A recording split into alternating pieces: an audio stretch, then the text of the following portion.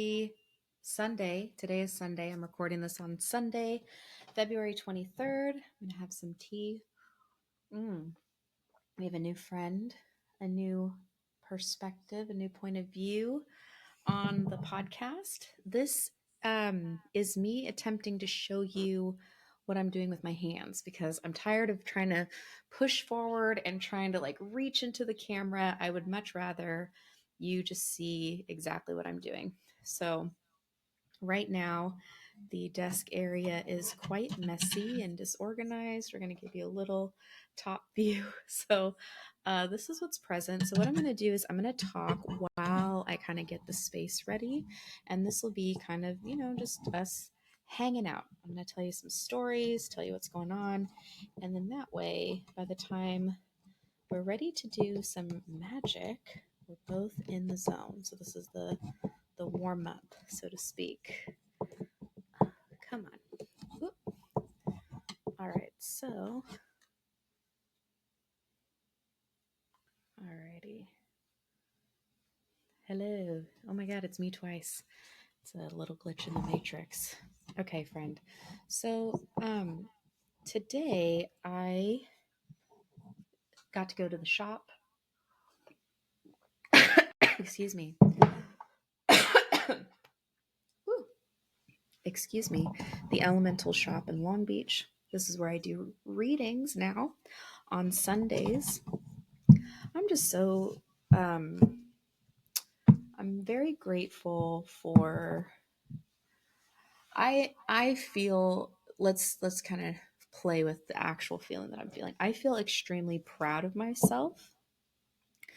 I'm proud of myself that I've stayed in integrity in the work that I do, in the type of work that I do, and particularly in the way that I read tarot. And I'm really glad that I stayed in integrity with that. Because I stayed, integrity in the whole path, not just how I teach, but how I've always practiced, and just the way that modality has kind of shaped how I engage with the world and with society and in community. There are many ways that we engage with society and with community. And we all get to choose kind of what approach or which framework we want to operate from. And I'm just really proud of myself that I chose to not only have an intentional way of practicing the tarot, but that I've also stayed true to that and honored that, despite all the different ways that tarot has evolved as a practice in my life. And the reason why I'm reflecting on why I'm so proud of this is because in January, I was offered the opportunity to become a resident practitioner at the Elemental Shop. And there's a few things about this shop that I just feel really honored to be a part of. First of all, it is a Black woman-owned shop and business. And so I feel honored to be welcomed into this space, not just as a patron, as a customer, but as a member of this spiritual community and spiritual collective that Tracy's bringing together. So I feel really honored to be a part of that. And I feel this kind of responsibility and duty to do right by that invitation. And so that wanting to do right by the invitation or wanting to honor the invitation with humility and with gratitude and with a deep reverence for her work and the community that she's cultivating, and recognizing that I'm stepping into a space where I am an outsider. of cultural norms, of cultural kind of principles, and even spiritual principles. Um, I practice primarily like folk witchcraft. And these practitioners that I'm around, these incredible healers and herbalists, are like, they're doing different things, different practices that I've never been exposed to before. So, for example, today, one of my really good friends came by the shop and we were looking at the candles together. And I was like, ooh, we were talking about, just kind of which candles are speaking to us. And she said, oh, let me buy you a candle. I was like, oh my gosh, okay. And so I had been eyeing this one. It says Oshun, who is a goddess who I'm not super familiar with. And then these are the words associated with this candle. And, I think that there's a lot of information about Oshun. And this candle really spoke to me because we're approaching spring. We are a little less than a month before the spring equinox. And so I am starting to tap into that kind of creative energy, that creative flow, and not just the creativity part, because I think that's like the second chakra. That's the orange is supposed to be yellow. This is the solar plexus chakra. So with the earlier chakra, it was creativity. And now I'm moving into this place of confidence. I've been creating a lot. If you've listened to any of my podcasts or seen my newsletter, I've been creating a lot of stuff. Some of it's probably not very good. So don't worry if you haven't watched it or read it or listened or what have you. But yeah, I've been creating a lot, my voice, trying to find my voice in the noise. And in addition to that, feeling really excited and feeling like I'm ready to bring so much more out into the world.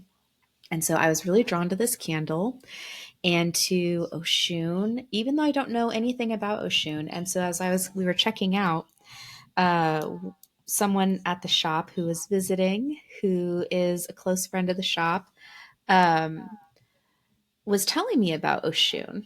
And he was going on to say, Oshun is associated with the river. She's like the river goddess. And immediately the thing that resonated for me was like power. A river is in constant motion. Just that relentless kind of push or flow, so to speak. And so that really struck me and really resonated me as like a physiological thing that I could feel like I'm in a flow, so to speak. And beauty and confidence. And so I've been feeling like, yeah, I would really love to um, take everything that I've been creating and allow it to be its beautiful, unique, weird thing and move through the world with greater confidence. So that is why I wanted to get this candle and partly why I wanted to kind of open up this space and be together is, I've been really struggling with finding quiet space for me to do my spiritual work. And, I think that there's a lot to say about doing these types of things isolated, like alone. And I feel also that there's a beauty in being witnessed. And I think a lot of times my personal practices, I've held a lot of space for other people. And I have served the role of a witness. And I have not really allowed myself to be seen and to be witnessed. And so, my invitation, if you're here, is to just witness me doing some of my spiritual principles, practices, and work. And we're going to start by getting into a little meditation state and, just connecting with, perhaps asking to connect with, because, deities, they believe in consent is a real thing, right? It's one of my principles. So, I could ask the goddess Oshun if she would be willing to connect with me tonight as I connect with you in this kind of creative, co-creative environment. So to do that, I'm going to go ahead and take this ring off. I kept taking this ring off, and then I would be surprised to find it in my pocket today, but I guess it's a thing that I do. I always take my rings off when I'm about to do firework. So I'm going to get some tea.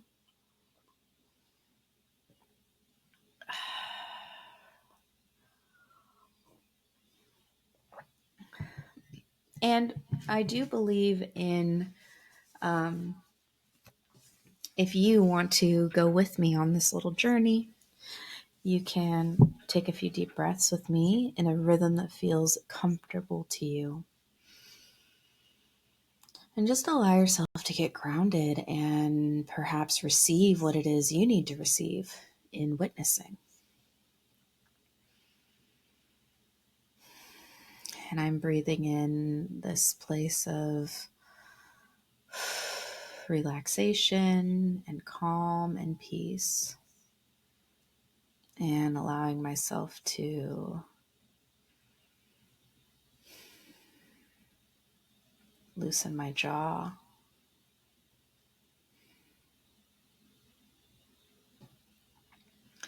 And allow myself to be grounded right here in this moment. Grounded in my body, grounded in my legs. Get the body a little bit more. There we go, relaxed. My body gets very tight and tense, so that's what that is. Oh, that's my arm, by the way. Okay, so with that, let me look up actually her full title so that I can be respectful in my oh my God, she's beautiful. Oh my goodness. Oh my goodness. I feel a little bit like, oh my gosh, she's incredible. Oshun. She is an Orisha, which is a deity of the Yoruba people of southwestern Nigeria. Oshun is commonly called the river Orisha, or goddess, in the Yoruba religion. Okay, so it's a religion, and is typically associated with water, purity, fertility, love, and sensuality. She is considered one of the most powerful orishas, and like other gods, she possesses human attributes such as vanity, jealousy, and spite. She is one of the most powerful of all orishas. Wow, I feel a little bit like maybe I am not worthy of evoking Oshun. Several myths exist concerning Oshun and her significance as a Yoruba deity. By the way, this is on Britannica.com.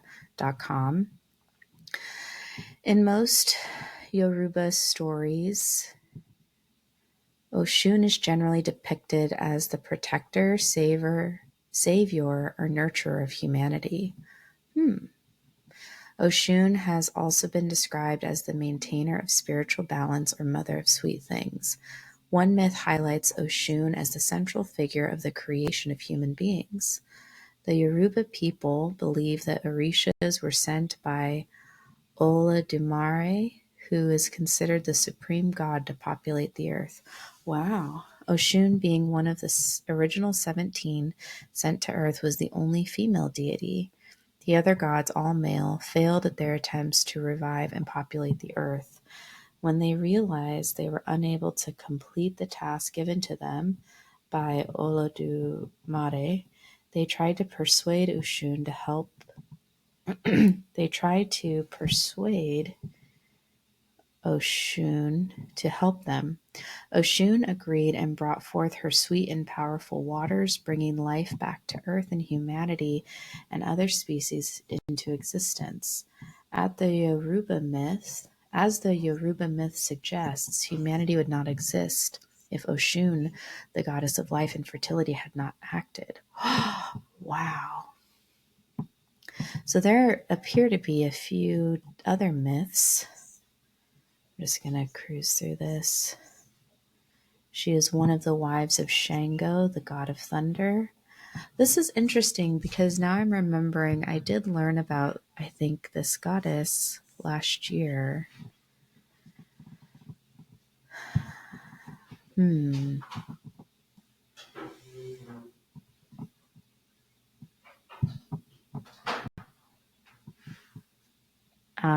Wow.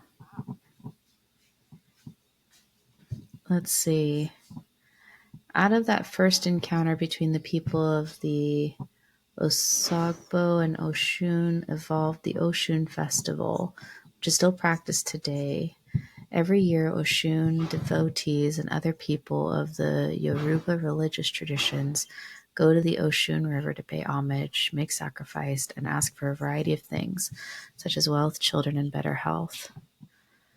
So this is, gosh, I'm really glad that I looked this up before just lighting the candle because, one of the things I'm thinking of is that she's right now currently a living goddess and that she's still being worshipped in festivals in her name to this day. So what I want to look up next is, how do I honor Oshun? How do you honor Oshun?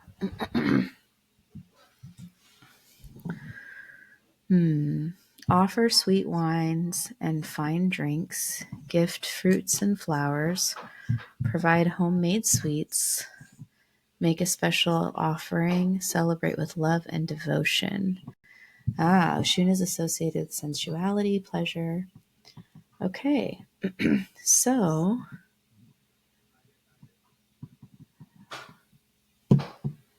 wow, there's so much going on. So at the very least, I will offer Oshun some sweet wine and fine drinks. Gift of fruits and flowers. I don't have anything to make an offering right now. All right, I'm going to pause and find something to use as an offering. All right, so this is the wine that I found. This is actually a white elephant gift that I got over Christmas. It's a red wine called Rogue Red, and there's this beautiful woman on it. Look at that. And it's Oregon red wine. And on the back, I was like, oh, let's see. It says its tasty propriety of blend of 7 red varietals is loaded with ripe flavors of black cherries, red plums, and blackberries, and a touch of vanilla mocha. That sounds pretty sweet to me. So beautiful. And it's actually a signed bottle, I think by the crafter. So let me look up where this red comes from. Rogue Red, Oregon red wine.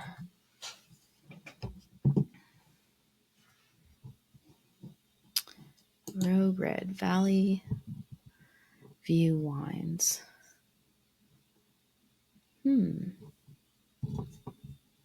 Cool. Well, I think it's very cool. It's very fitting. Nothing super strong about this wine that I can tell, but I do love the bottle. So we're going to go ahead and open this, and I need a glass as well. The best thing too for me actually about this is that I have not been drinking since last July. And so this is perfect. I'm not going to drink this wine anyway, so it's even better to use as an offering for Oshun, goddess of the river. Yes, yes, yes, yes. Make an offering. Never expect a deity or anyone really to work with you for free. I think that's the other, thing I've been noticing too about spiritual work is like everybody wants the work for free and they don't realize like spiritual work takes effort and skill. And so we have to be willing to make an offering. And the gods have no use for money, but we do. Us practitioners, us human practitioners, have a use for money. So I'm going to let that breathe for a moment and go get a glass.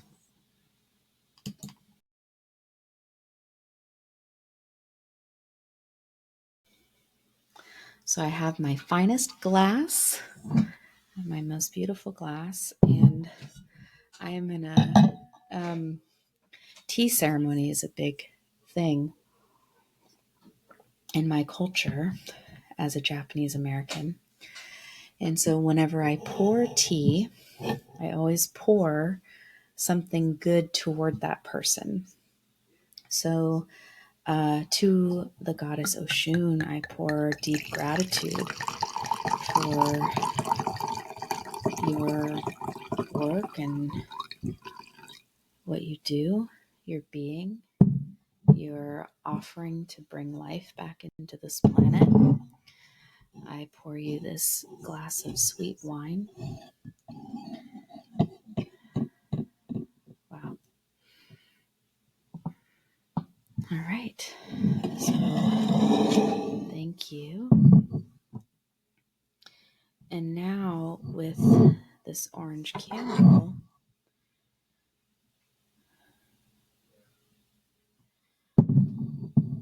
what I'm hoping to learn from you, I'm not asking, but what I hope to learn, if you'll teach me,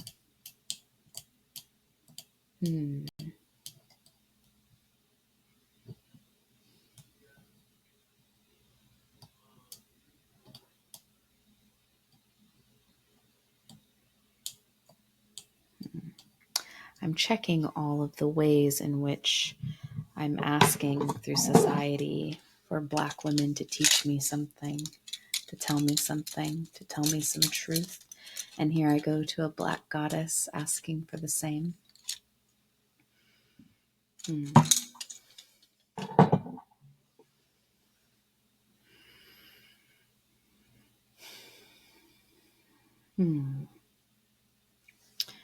In this respect, then, I just want to honor and acknowledge Oshun for her beauty and her wisdom and her protection over women and children.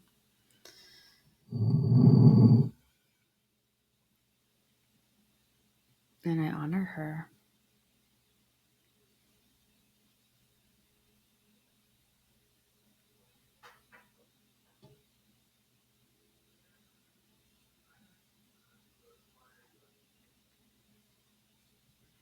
It is a gift to witness. It's an honor to witness the goddess Oshun.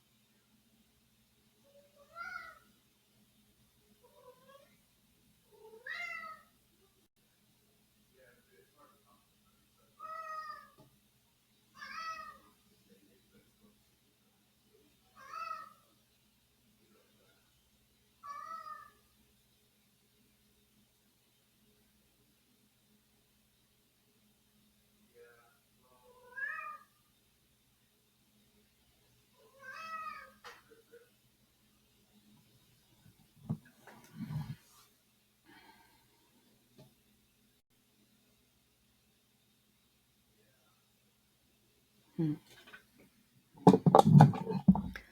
So thank you, Oshun.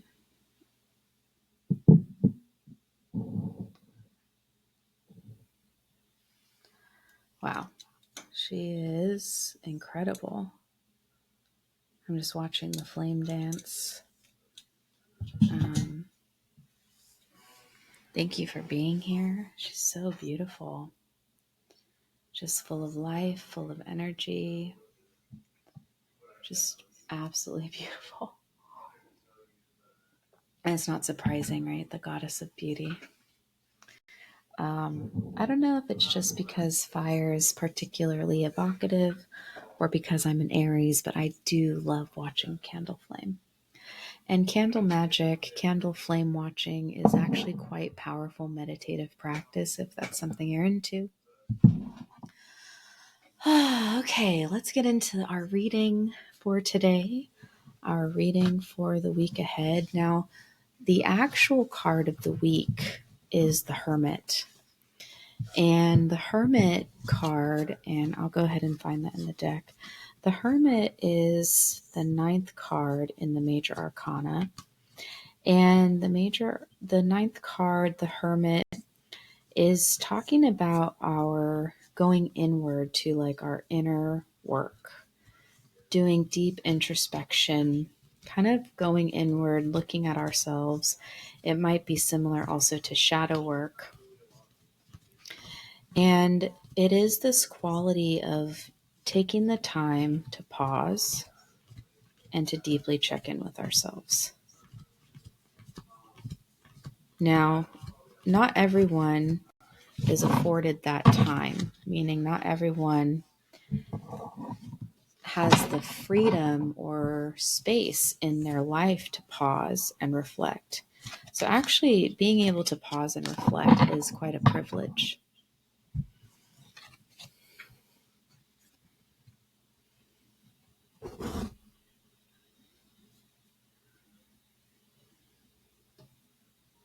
So, this is the card.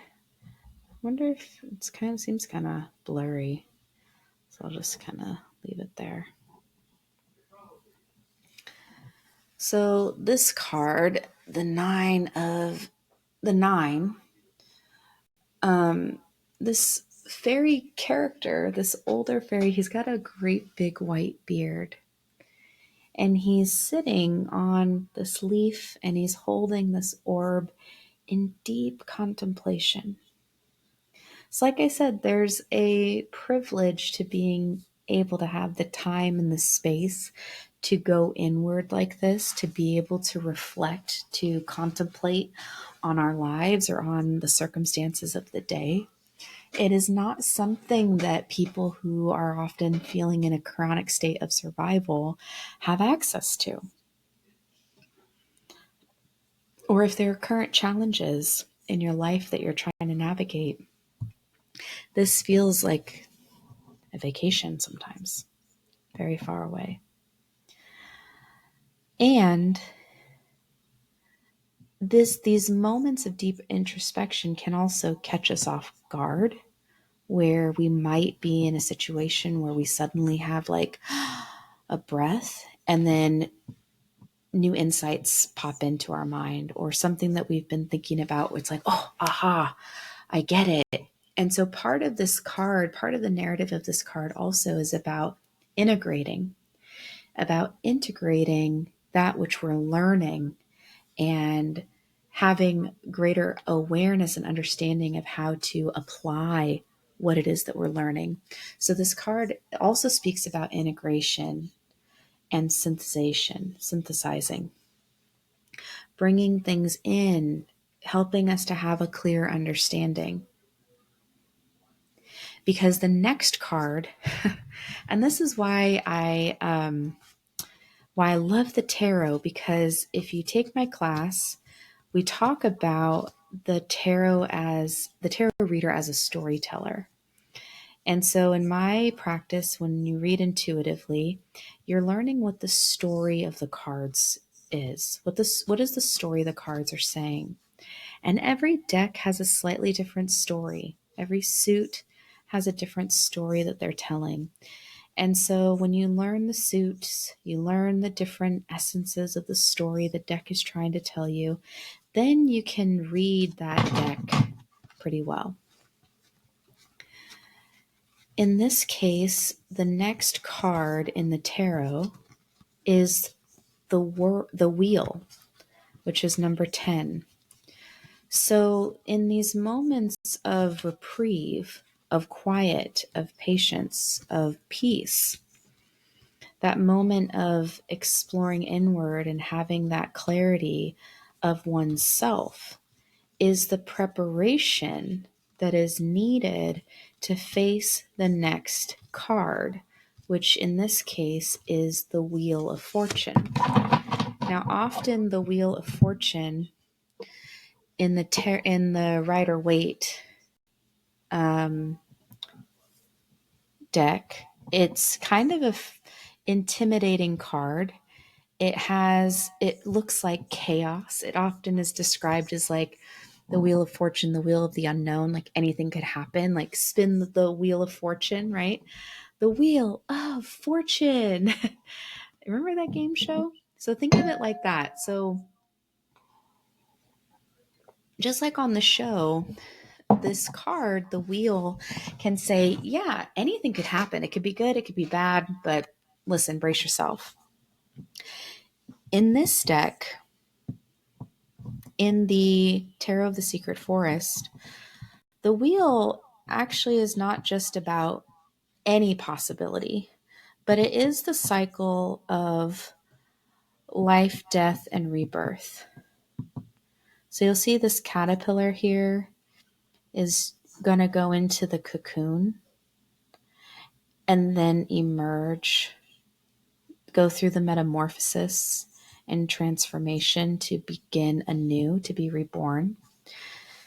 And then looking back at the cycle again and seeing and having the wisdom that life is a constant cycle of life, death, and rebirth. And so the Hermit card, the 9 coming before 10 in the story, this is the moment to really look inward and sit with yourself, to quiet the noise that's kind of all around you, and really give yourself as much as you can afford the time to really think about and integrate what it is that you're learning about yourself, the world, and your place in the world. Thinking about those things, getting clarity. And in my card of the week for this card, the description, the other dimension of this card that we need to think about is we are not doing integration and introspection work and synthesizing for its own sake, for ourselves. That becomes then like the narcissus flower, right? It becomes very ego driven. I'm going to look at myself and look at myself because the more I look at myself, the more I feel better about myself. That becomes the story. But the wisdom of the hermit is recognizing that it's time to go inward so that I can be of greater service to the community, so that I can be of greater service to the collective. So it has a purpose tied to it. There's a quality of going inward for a purpose. And then when you have that purpose in mind, you can face the wheel because you know what your purpose is. You know what it is that you want to be doing. And so anything that the wheel presents, you're like, okay, let's go. Let's face it. So this is a little bit about the Hermit. This is the card of the week, and I guess the wheel. So that's the invitation for this week to think about. I hope you've enjoyed this reading, this episode where we talk about a card. We lit a candle to Oshun, and it's so beautiful. I'm a bit intimidated.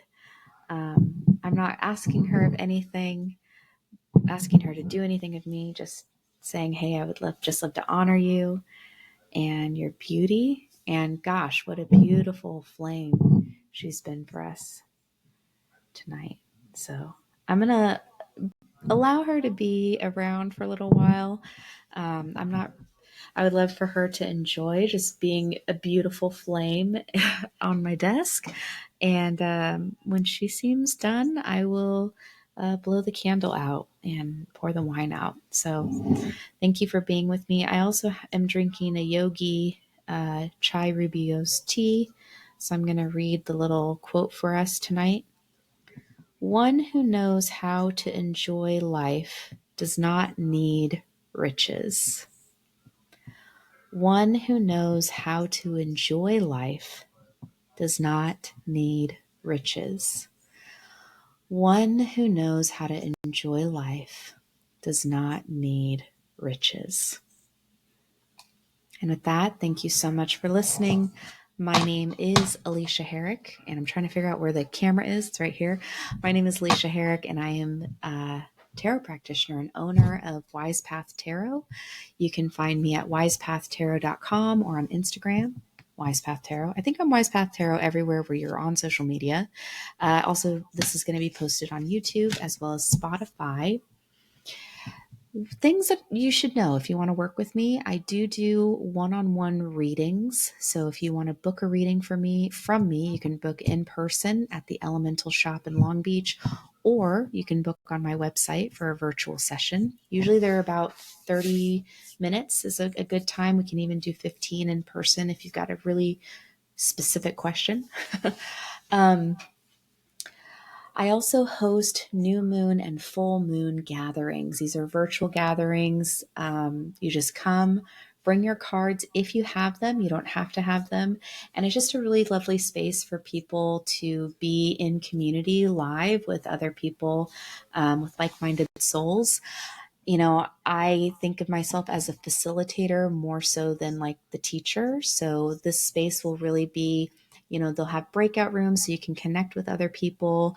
I'll have prompts for you to do on your own to think about, and then you can do a reading for yourself. So come as you are. If that feels good, that's a beautiful space. We have the next one coming up on March 1st at 10 a.m. Pacific Standard Time.